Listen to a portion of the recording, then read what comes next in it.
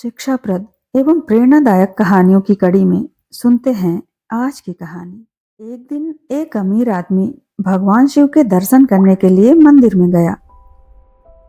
उस अमीर आदमी ने बहुत ही महंगे जूते पहन रखे थे।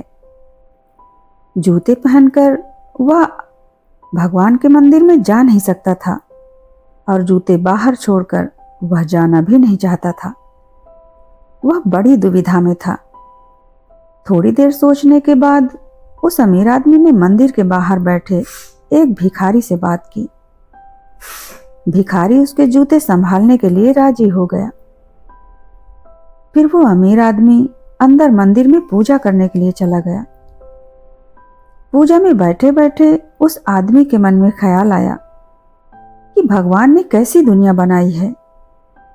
मेरे जैसे कई लोगों को पैरों में कीमती जूते पहनने लायक बनाया है, लेकिन उस भिखारी जैसे लोगों को रोटी खाने के लिए भी भीख मांगनी पड़ती है। अमीर आदमी मन ही मन भगवान से फरियाद करते हुए बोला कि आपने सब लोगों को एक समान क्यों नहीं बनाया? आपने सभी को एक जैसी सुविधा क्यों नहीं दी? फिर उसने सोचा कि यहां से वापस जाते समय वह उस भिखारी को 500 रुपए देकर जाएगा।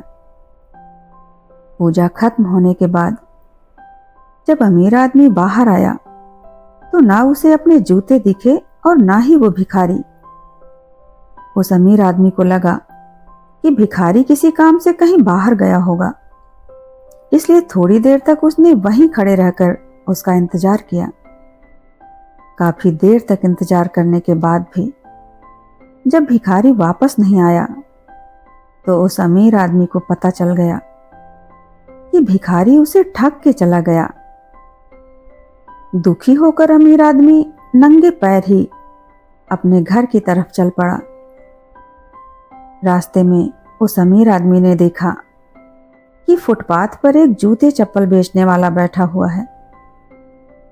अमीर आदमी एक जोड़ी चप्पल खरीदने के लिए उसके पास पहुंचा।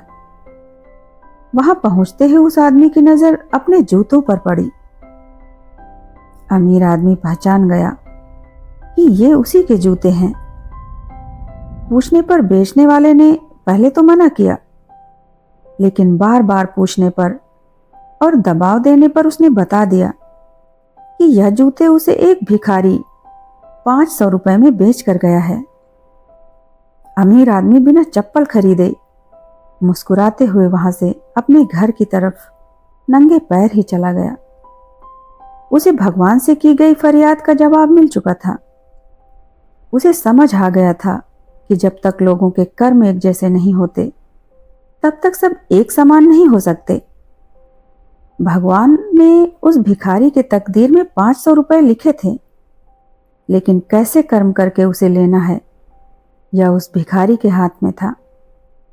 अगर वह चोरी ना भी करता फिर भी उसे 500 रुपए मिलने वाले थे।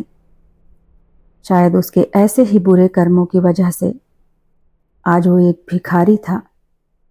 धन्यवाद।